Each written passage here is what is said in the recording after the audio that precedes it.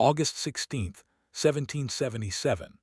A German soldier stands on top of a hill in what we now call Vermont. He looks through his special telescope and watches hundreds of American volunteer fighters walking toward his spot. He grins.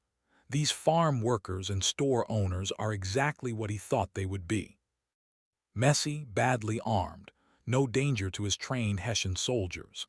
But in the next few hours, this soldier and almost 1,000 of his men will be dead, hurt, or taken prisoner. And the direction of the entire Revolutionary War will shift because of what's about to take place on this forgotten hilltop. This is the story of the Battle of Bennington, the fight that destroyed a British attack and led to the most important American win of the war. Welcome to Historic America, where we look carefully at the moments that created our country. I'm your host, and today we're bringing you back to a hot summer day in 1777, to a fight that most Americans have never learned about, but one that actually saved the Revolution. If you're here to discover the real history, the hidden stories, the moments that school books leave out, you're in the correct place. Press that subscribe button because we're about to bring you through one of the most critical 48 hours in American history. The year is 1777, and the American Revolution is barely surviving.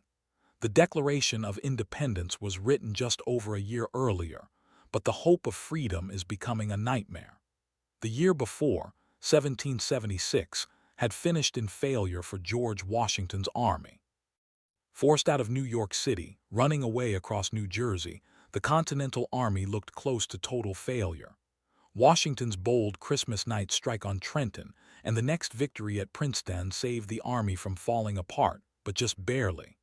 As spring comes in 1777, the revolution is still going, but it's hurt, hopeless, and running out of time.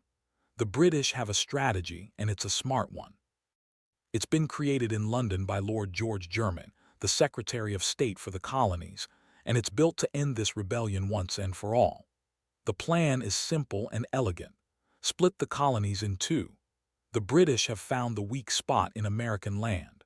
If they can control the Hudson River Valley and Lake Champlain Passage, they can separate New England, the center of the rebellion, the place where so much revolutionary thinking comes from the other colonies.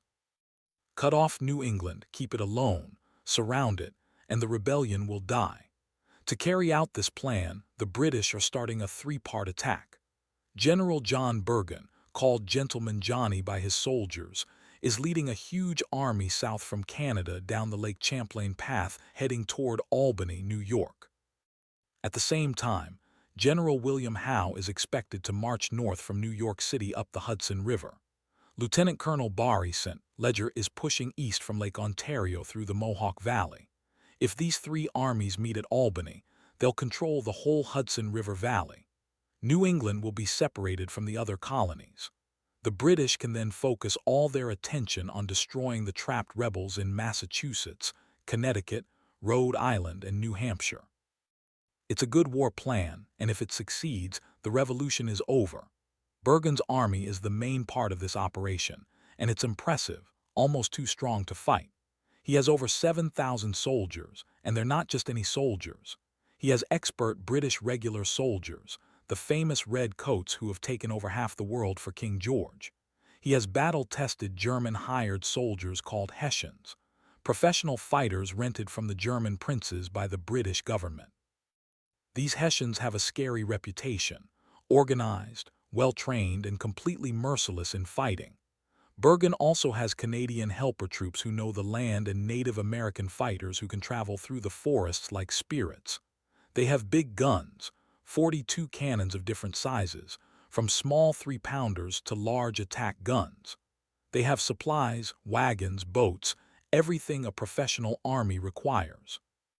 And they have the confidence of soldiers, who have never really been challenged by these colonial farmers pretending to be warriors. Bergen himself is an interesting person, and knowing about him helps us understand how this military action will happen. He's 54 years old in 1777, a lifelong soldier, but also a theater writer and politician. He's rich, upper class, and very confident. He's famous for his personal bravery. his talent at card games, and his love of fancy living, even during war. His soldiers call him Gentleman Johnny because he tries to keep the standards of London high society even in the American wilderness. He brings a large personal team, expensive wines, and his girlfriend on the campaign. He's not stupid. He's actually a skilled general, but he has the problem of many British officers of his time. He thinks the Americans are weak. To Bergen, these rebels are inexperienced amateurs who will run away when they see real British military power. In early June of 1777, Bergen's army easily captures Fort Ticonderoga, the fort the Americans believed could not be taken. Ticonderoga sits at the southern end of Lake Champlain, controlling the route south. The Americans had spent years making it stronger, and they thought it could last for months. But Bergen's engineers do something the Americans didn't think was possible. They pull cannons up a steep hill called Mount Defiance that looks down at the fort. When the Americans wake up on the morning of July 5th and see British big guns pointing down at them from above, they understand the spot is hopeless. They leave during the night. The British take the fort without a major fight. The fall of Ticonderoga sends shock waves through the American colonies. This was meant to be the fortress that would stop Bergen. Now it's gone and the British are moving south. Fear spreads through New England. Families load wagons and run south ahead of the British advance. Volunteer army groups gather, but then stop, unsure where to go or what to do. In Philadelphia, the Continental Congress is worried. Some representatives begin to question whether this revolution can actually work. But there's a problem growing in Bergen's seemingly unstoppable advance, and it's a problem of land and supplies. His army is traveling through wilderness, thick forests, and rough land with almost no real roads worthy of the name. This isn't Europe, where armies can march on built roads between cities. This is the American frontier, where paths wind through thick woods, where rivers have no bridges, where a wagon road might be nothing more than a muddy track that becomes a swamp after a rainstorm. Every mile south means longer supply lines reaching back to Canada. Bergen's army needs huge amounts of supplies. 7,000 soldiers need to eat every day. That's thousands of pounds of food eaten daily. The horses, and there are hundreds of them pulling wagons and cannons, need even more. A horse eats more than a man, and they need animal food that has to be carried or found. The cannons need ammunition, hundreds of pounds of gunpowder and metal balls. The soldiers need musket ammunition, tens of thousands of rounds. All of this has to come from Canada, moving down that same difficult path the army just traveled. Bergen is winning fights, but he's running out of everything he needs to keep fighting. His horses are dying from too much work and lack of proper food. His wagons are breaking down on the rough roads, and he doesn't have the materials to fix them properly. His soldiers are on smaller food portions. The Native American fighters who were supposed to look ahead and scare the countryside are starting to leave. They joined for quick attacks and easy stealing, not for a long campaign where supplies are limited. This is where our story really starts. In late July and early August of 1777, Bergen is at Fort Edward on the Hudson River, about halfway to Albany. He's stuck. He needs supplies badly before he can continue south, but those supplies aren't coming fast enough. His team officers are telling him the army will be unable to move within weeks unless something changes. Bergen looks at his maps and at the information reports coming from his lookouts, and he sees something interesting. Just across the border in the Hampshire grants, what we now call Vermont, there's a supply storage place at Bennington. The reports say it's filled with food, ammunition, horses, and wagons. Everything Bergen needs. Even better, the information says the area is full of loyalists, colonists still faithful to King George, who will welcome the British with open arms and give even more supplies. The reports claim that hundreds of men are ready to join the British forces if they just see the King's soldiers nearby. This information comes from loyalist spies and British agents, and Bergen believes it. Why wouldn't he? It proves what he wants to believe, that most colonists are loyal and only a small group of troublemakers is keeping this rebellion going. Bergen looks at his maps and makes a choice that will change everything. He'll send a raiding group to Bennington to take those supplies and recruit those loyalists. It should be quick, maybe 3 or 4 days total. A fast-moving group marches to Bennington, loads up the supplies, brings them back, and the campaign can continue. It seems like a perfect answer to his supply problem. To lead this important mission, Bergen picks Lieutenant Colonel Friedrich Baum.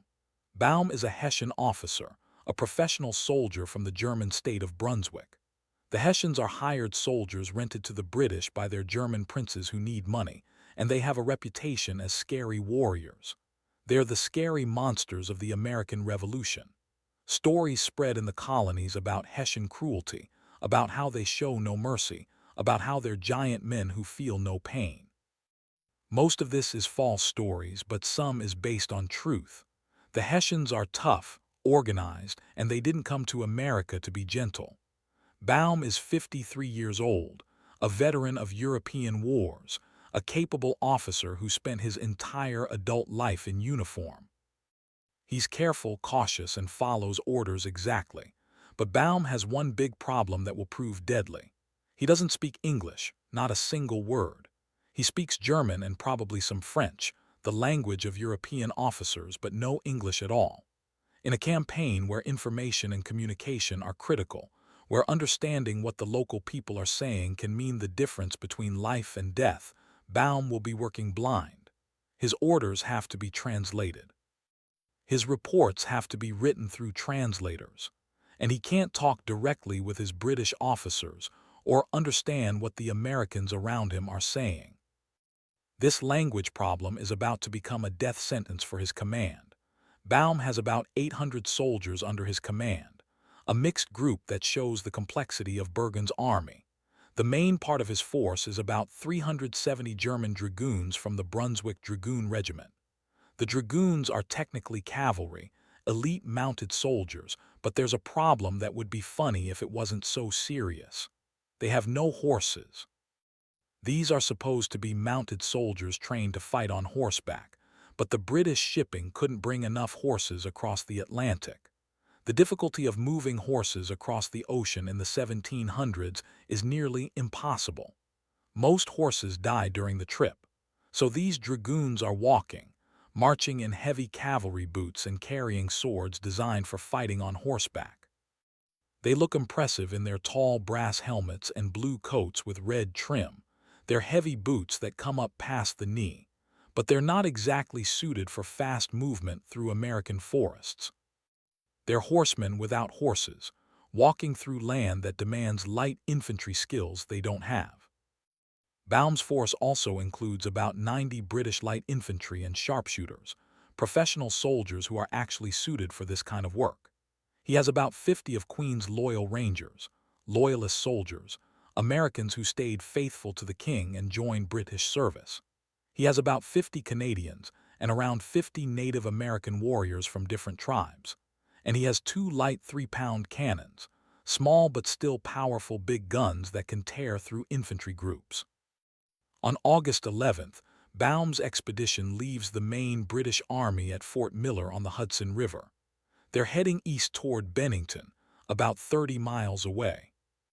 Bergen's instructions are clear. Move fast, grab the supplies, recruit the loyalists, and get back. Speed is critical. The whole operation should take 3, maybe 4 days. Don't get stuck in any fights. Just get in, get the supplies, and get out. But from the very start, nothing goes according to plan. The land is worse than anyone expected. These aren't roads in any real sense. They're barely paths. The wagons get stuck in mud, have to be pushed and pulled over rocks and through streams. The soldiers are sweating in the August heat, the heavy wool uniforms soaking through. Progress is painfully slow. What should be a 1-day march turns into 2, then 3. They're covering maybe 10 miles a day, sometimes less, and they're not moving without opposition. American volunteer fighters are watching them from the woods, taking shots, then disappearing before the Hessians can respond. Trees are cut down across the path, and it takes hours to clear them. Bridges are broken, forcing time-wasting detours. Local people are driving away farm animals and hiding supplies. Word of the British raiders is spreading ahead of them faster than they can march, and the countryside is emptying out. This isn't an easy supply raid through friendly loyalist territory. This is starting to feel like walking into hostile, dangerous country where every farm and forest might hide enemies. Meanwhile, the Americans are not sitting still. When news reaches New England that a British raiding party is heading for Bennington, the alarm sounds. Volunteer army groups from Vermont, New Hampshire, and Massachusetts start gathering. Drums beat in town squares. Messengers ride through the night. And men grab their muskets and powder containers. But who's going to lead them? The Continental Army is elsewhere dealing with the main British forces. General Horatio Gates is organizing the opposition to Bergen, but he's still gathering his forces. General Philip Schuyler, who was in command before Gates, has been dealing with the disaster at Ticonderoga. This is going to be a militia fight. Citizen soldiers against professional soldiers, and someone needs to take charge. The man who steps forward is a fighter who's been waiting his entire life for this moment. His name is John Stark, and he's a legend on the New Hampshire frontier. Stark is 58 years old in 1777. Old by the standards of the time for active military service, but he's as tough and angry as any man half his age. He's been fighting for 40 years, starting in the French and Indian War in the 1750s. He was captured by Native Americans as a young man, survived being a prisoner, learned to respect Native American fighting methods even as he fought against them. He joined Rogers Rangers, one of the toughest, most elite fighting groups in colonial history. Robert Rogers taught his Rangers to fight like Native Americans, to move quietly to ambush, to hit hard and disappear. Stark learned those lessons well. When the Revolution started, Stark was one of the first to join. At Bunker Hill in June of 1775, Stark's regiment held the rail fence, the critical position that connected the main fort to the Mystic River. When the British attacked wave after wave of red coats coming up the hill, it was Stark's New Hampshire men who shot them down. Stark had ordered his men not to fire until they could see the whites of the British eyes, to wait until the distance was very close. The discipline held, and the result was killing. The British lost over 1,000 men at Bunker Hill, and a huge portion of those losses came from Stark's area. But here's the thing about John Stark. He's angry, bitter even. Earlier in 1777, the Continental Congress promoted younger officers over him. Men who'd served under him, who had less experience, were made generals while Stark was passed over. There were political reasons, geographic balancing, different factors that had nothing to do with military ability. But Stark didn't care about the reasons. He saw it as an insult, a slap in the face after everything he'd done for the cause. So he quit from the Continental Army in disgust. He went home to New Hampshire, bitter and feeling disrespected, planning to sit out the rest of the war. But when New Hampshire asks him to lead their militia against Bergen's raiders, Stark can't say no. This is his home, his people, his land under threat. And he agrees on one condition. He answers only to New Hampshire, not to Continental Army generals, not to Congress. He'll fight, but he'll fight on his own terms. New Hampshire agrees immediately. They make him a brigadier general of New Hampshire militia.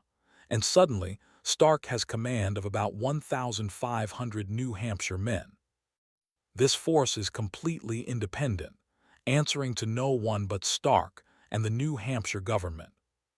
It's a recipe for problems in a military campaign that needs cooperation, but it's also going to give Stark the freedom to act quickly when the moment comes.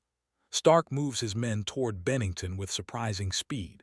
These aren't Continental regular soldiers. They're farmers and craftsmen, blacksmiths and store owners, but many are veterans. They fought in the French and Indian War, or at Bunker Hill, or in the campaigns of 1776. They know how to shoot. They know how to move through the woods. They know the land, and they're defending their homes. That makes them dangerous. Stark pushes them hard, covering ground quickly. They're not marching in neat European formations. They're moving like frontier fighters, spread out, staying off the main paths when possible, moving fast. On August 13th, Stark's force reaches Bennington and joins with the local Vermont militia already gathering there under Colonel Seth Warner and Colonel Samuel Herrick. He now has about 2,000 men, and more are arriving every hour. Farmers are leaving their fields. Young men are coming from distant settlements, and the force keeps growing. It's not an army in the European sense. There are no uniforms except for a few continental jackets here and there. The men carry their own weapons, mostly hunting rifles and fowling pieces, though some have proper military muskets, but they're motivated. They're on their own ground, and they have a leader in John Stark who knows exactly what he's doing.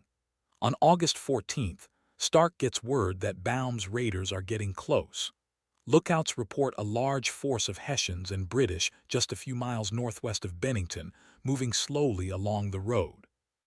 Stark makes a bold choice, the kind of choice that defines his character. Instead of waiting at Bennington for the Hessians to attack the supply storage place, instead of setting up defenses and letting the enemy come to him, he's going to march out and meet them. He's taking the fight to the enemy. This is classic John Stark, aggressive, confident, willing to take risks. His officers are nervous. These are professional European soldiers they're about to face, Hessians with a reputation for fierceness, but Stark's confidence spreads to others. If he believes they can win, maybe they can. That same day, August 14th, Baum's force finally comes within sight of their goal. They're on high ground near a place the locals call Walloomsac, about 5 miles northwest of Bennington. Baum sets up his camp and sends lookouts forward to check. What they report back makes him nervous. There are a lot more Americans in the area than expected. These aren't just a few militia guards at a supply storage place. This looks like a real force, maybe thousands of men, the loyalist uprising he was promised, the friendly population that was supposed to welcome him. None of that is happening. If anything, the local people seem hostile. Baum makes a smart war decision. He's not going to rush forward blindly into what might be a trap.